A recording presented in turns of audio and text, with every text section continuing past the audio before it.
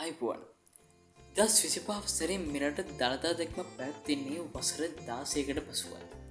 ඒ 2009 වසරේ පැවැත්වූ දළදා දැක්මෙන් පසුවයි. මෙරට ඉතිහාසයේ මෙවැනි දළදා ප්‍රදර්ශන පවත්වා ඇති අවස්ථා කීපයක් හමු වෙනවා. එලෙස අතීතයේ සිට බොහෝ රජවරුන් රටේ මහජනයාට මෙලෙස දළදා වාසය දැක බලා ගැනීමට අවස්ථාව සලසා දී තිබෙනවා. එම නිසා මෙම දළදා ප්‍රදර්ශනයත් බොහෝ ඓතිහාසික වටිනාකම යුතු වෙනවා. ඉතින් අද මේ වීඩියෝ එකෙන් අපි කතා කරන්න යන්නේ මෙරට දළදා ප්‍රදර්ශනයේ ඉතිහාසය ගැනයි. ඉතින් රැඳෙන්න මේ වීඩියෝවේ අවසානයේ තෙක් මෙරට දළදා ප්‍රදර්ශනයේ ඉතිහාසය ගැන දැනගන්න.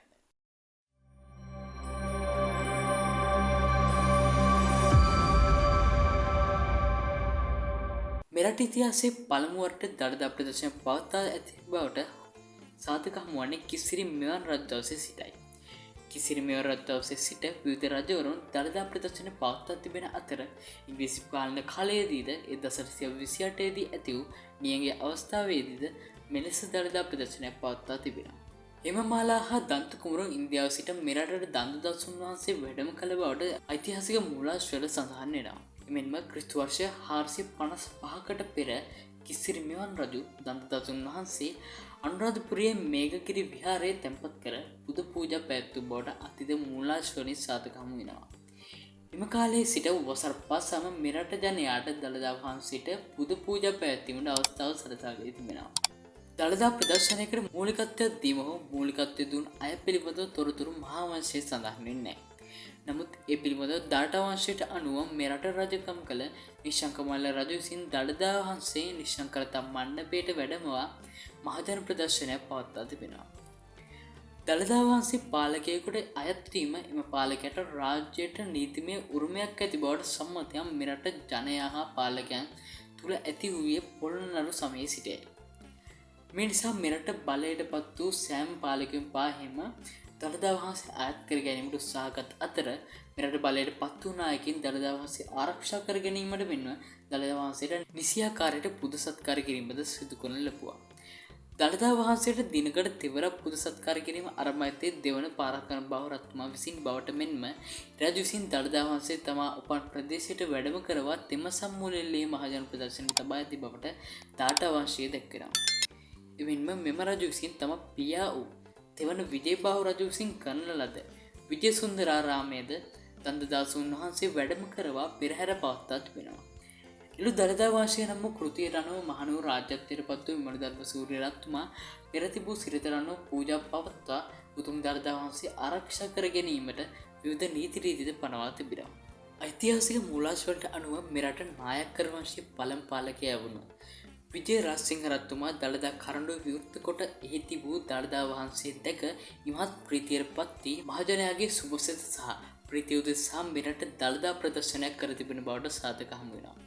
එමෙන්ම විජය රාජසිංහ රජු විසින් මහජන ප්‍රදර්ශන උදෙසා දළදා වහන්සේ වැඩ සිටි ස්ථානයත් මහනුවර නගරයත් අලංකාරවත් සරසා තිබෙනවා මෙන්ම දන්සල් ආදියද ඉදි කර තිබෙනවා. දඹදෙණිය රජකම් කළ පණ්ඩිත පරාක්‍රමබාහු රජ දවසේ ඇති වූ දීර්ඝකාලීන නියඟයකින් රටවැසියෝ මහත් පීඩාවට පත් වූ අතර භෝගවගාවන් ආදී විනාශයට පත්ව ආහාර පාව නොමැති වූවා. මේ නිසා පණ්ඩිත පරාක්‍රමබාහු රජතුමා දළදා වහන්සේ පෙරහැරින් වැඩමවා පුද පූජා කොට නැවතත් වැසි පසිවයි ප්‍රාර්ථනා කිරීමෙන් පසුව වැසි වැටී භවභෝග සරු වී නැවත රටම ශාස්ත්‍රීයත්වයට පත් වූ බවට තොරතුරු හමු වෙනවා. මෙරට අවසන් රජු ශ්‍රී වික්‍රම රාජසිංහ රජු ඉංග්‍රීසින්ට යටත් වීම සමගම 1915 වසරේදී ඇති කර උඩරට ගිවිසුම සමගම මෙරට සම්පූර්ණයෙන්ම ඉංග්‍රීසින්ට යටත් වෙනවා. ඉන්පසු වසර 10ක් පමණ යන තෙක් මෙරට තුල දළදා පෙරහැර පැවැත්වන්නට ඉංග්‍රීසින් අවසර ලබා දුන්නේ නැහැ.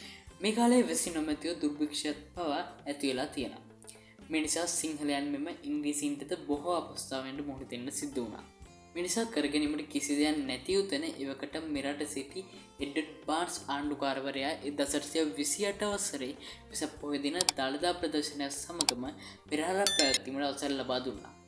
මේ ඉංග්‍රීසි පාණ්ඩය යටත් වූ පසු මෙරට පැවැත් වූ ප්‍රථම දළදා ප්‍රදර්ශනය. මෙම අවස්ථාවේදී දළදා පෙරහැර ආරම්භ වන සමගම මහවැසි වැටි වියලිව සිඳී ගිය ගංගා ඇලදොල ආදී ජලයෙන් පිරී ඉතිරී ගිය බවට මූලාශ්‍රවල සඳහන් වෙනවා.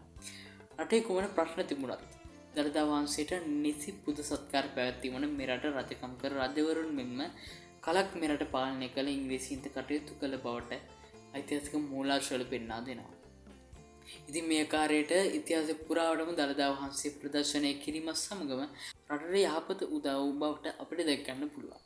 ඉතින් මේ වසරේ පවත්වන දළදා දැක්මේ පින්බලයෙන් මෙරට ශාස්ත්‍රීය වීම, මෙරට ආර්ථික සමාජීය ආදී සෑමතින්ම දියුණුවට පත්වීම මෙරට විසින් සියලු ජනයාට සාමය, සතුට, සෞභාග්‍ය සහ යහපත උදා වේවායි අප ප්‍රාර්ථනා කරමු. ඉතින් තවත් මේ වගේ වීඩියෝ නරඹන්න අපේ channel එක subscribe කරලා ඊළඟ තියෙන bell icon එක click කරන්න. ඉතින් වීඩියෝ එක හොඳ නම් like කරන්න, comment කරන්න වගේම ඔයාගේ යාළුවන්ටත් බලන්න share කරන්න අමතක කරන්න එපා. ඉතින් අපි තවත් දවසක මේ වගේම වටිනා වීඩියෝ එකකින් හම්බ වෙමු. ඔබට සුබ දවසක්.